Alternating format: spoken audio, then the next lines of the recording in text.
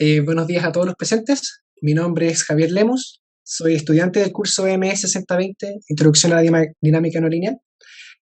Y voy a hablarles también sobre el algoritmo SIMD, pero una extensión más teórica, más que experimental que la que acaba de hacer Esteban, a sistemas paramétricos.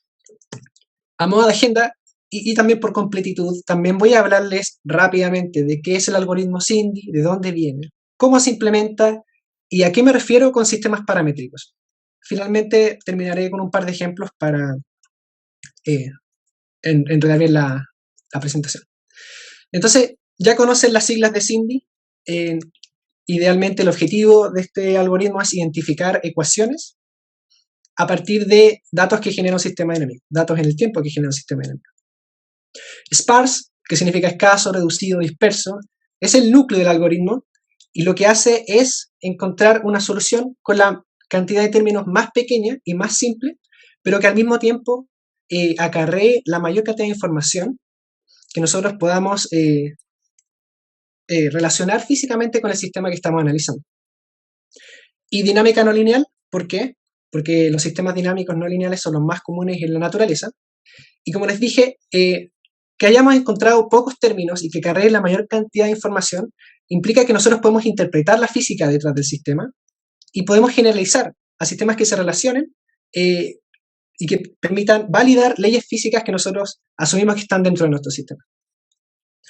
El algoritmo fue creado en 2016 por Steve Brunton, Joshua Proctor y Nathan Kutz, un algoritmo relativamente nuevo, que en resumen, lo que hace el algoritmo es encontrar la combinación lineal de términos más simple que describan correctamente la secuencia temporal de datos que genera un sistema dinámico. ¿Y cómo funciona?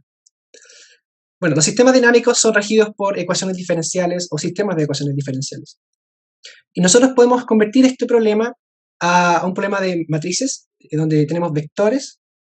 Este caso son vectores de derivadas en el tiempo. Y tenemos una matriz θ, que va a ser nuestra matriz de funciones candidato, funciones que vamos a proponer que tal vez existan en nuestro sistema, y una matriz psi, que va a ser una matriz con muchos ceros, pero que va a cuantificar la importancia de cada función que estamos proponiendo en la matriz θ. Esta matriz va a tener muchos ceros, entonces tiene solo pocos términos activos que nos entregan estas funciones. ¿Y cómo solucionamos este problema matemáticamente? Aplicando un modelo de regresión. Queremos minimizar la distancia entre estos dos términos en términos de la norma Frobenius, que es la norma para matrices. Y esta es una imagen extraída del paper original que explica muy bien cómo funciona SIMD. En este caso tenemos tres ecuaciones diferenciales, un sistema de tres ecuaciones diferenciales no lineales. Tenemos una matriz de candidatos, que en este caso van a ser polinomios y nos vamos a referir a polinomios en esta presentación. Y esta matriz psi, que activa solamente algunas de estas funciones para cada ecuación. Entonces tenemos vectores que son, valores de estos vectores que son 0, y que, por ejemplo, en este caso, para la ecuación de x punto, tenemos menos 10 por x o 10 por y. Para la ecuación z punto, tenemos menos 2.6z y más x por y, que es el término no lineal. Entonces, a esto me refiero con una combinación lineal de términos que no necesariamente son lineales. Estamos haciendo este problema de matriz por vector. Bueno, ¿y la sparsity, de dónde la sacamos? Esto lo explicó Esteban, entonces nosotros agregamos este término lambda por esta norma L1, que es la regularización L1, y lo que hace es promover soluciones con muy pocos términos, o que muchos términos sean 0. Esto generalmente se hace con una regresión lazo. Sin embargo, en el paper original aplican una técnica que se llama sequential thresholding o truncado secuencial, que es una técnica que intenta emular esta regresión L1, y lo que hace es hacer una regresión de mínimos cuadrados inicial. Nosotros les damos un lambda, un factor de tolerancia, y todos los valores que estén debajo de esa tolerancia los vamos a truncar a 0, y repetiremos este proceso sin trabajar con los valores que ya descartamos.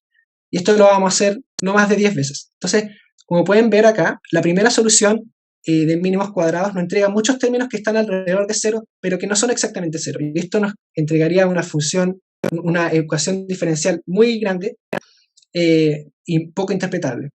Nosotros, luego de hacer el trucado secuencial, muchos términos se van a cero y solamente quedan los términos más importantes. Entonces, extensión paramétrica. ¿A qué me refiero con la extensión paramétrica?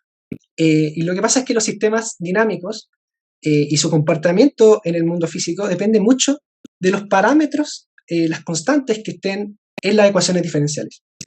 Y nosotros nos interesa encontrar formas normales en las cuales, si es que barrimos cierto rango de valores de mu es nuestro vector de parámetros, podemos obtener situaciones físicas bien diferentes. Y todo esto está en el estudio de dinámica y bifurcaciones, que se relaciona mucho con las formas normales que vamos a intentar descubrir con SIMD.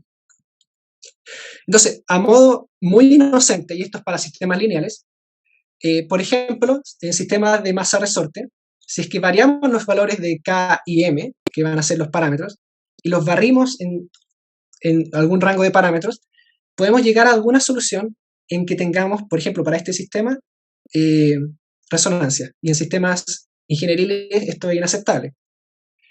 Repito, esto es para sistemas lineales. Para sistemas no lineales, lo vamos a ver más adelante qué ocurre con las bifurcaciones, al variar los parámetros del sistema. ¿Y cómo implementamos esto en SIMD? ¿Cómo podemos encontrar las formas normales de los sistemas que estamos estudiando? Y la verdad es que hay que hacer muy pocos cambios. En vez de entregar set de datos de entrenamiento a nuestro sistema con un parámetro fijo, vamos a concatenar varios sistemas, varios datos obtenidos en el tiempo con diferentes parámetros fijos. Entonces, por ejemplo, en esta primera parte, nosotros entregamos datos en el tiempo de nuestro sistema con cierto mu1, un mu1 fijo. Luego le vamos a concatenar otros datos medidos, pero con otro mu2 que nosotros estamos variando. Y así una cantidad prudente de veces para hacer nuestro set de entrenamiento.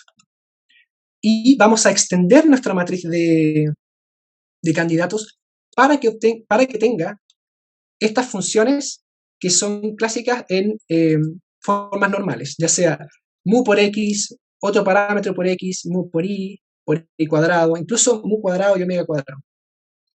Entonces, si aplicamos SIMD y aplicamos nuestra regresión con sequential thresholding, vamos a poder encontrar las formas normales donde ya no solamente tenemos, por ejemplo, menos 5 por x, sino que va a haber un parámetro mu que puede ser variado y que nos demuestra la forma normal de nuestro sistema.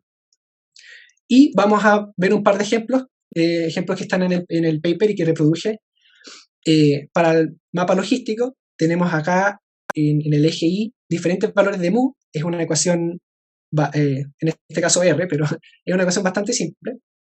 Y si nosotros muestreamos, por ejemplo, 4 sets a mu 1,5, no sé, 1,8, 2,4, y tenemos estos 4 muestreos y los agregamos a nuestra matriz larga de datos, con solamente 4 o una cantidad muy pequeña de datos de entrenamiento, podemos encontrar la forma normal que va a ser esta ecuación y que nos va a entregar la dinámica que está por debajo de nuestro sistema. Entonces, como pueden ver, tenemos aquí datos que incluso son muy ruidosos, pero como logramos encontrar la ecuación que está debajo, nos libra del ruido e incluso podemos extrapolar a varios mu.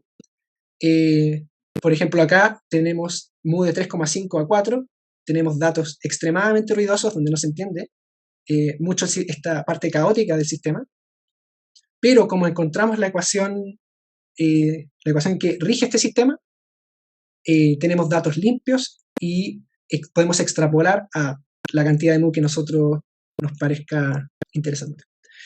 El segundo ejemplo es el tema de la bifurcación de Hopf. Esto es un sistema también no lineal, que a diferentes mu se tienen comportamientos particulares. Por ejemplo, para mu igual a 0,2, a partir de esta condición inicial, evolucionamos el sistema a un punto fijo.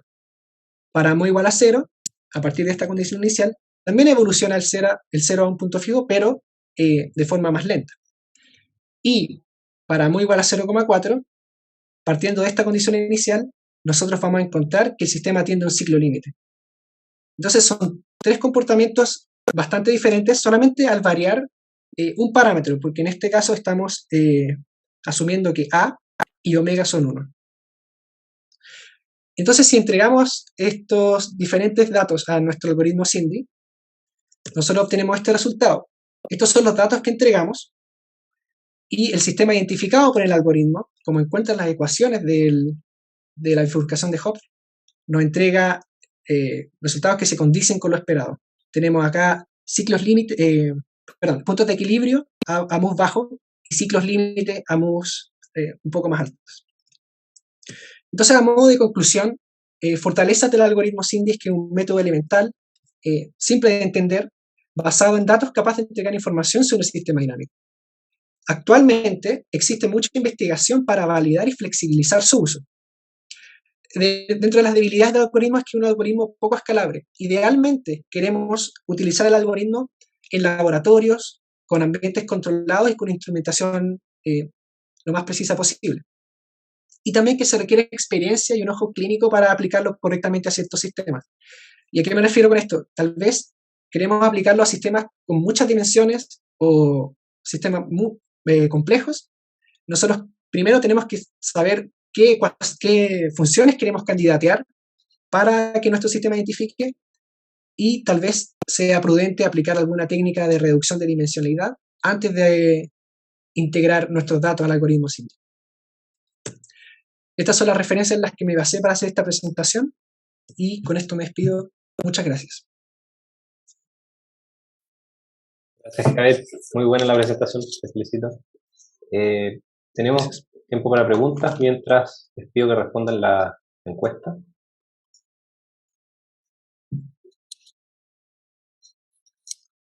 Sí, ¿qué tal, Javier? Y Benja, no sé si hay que dirigirlo.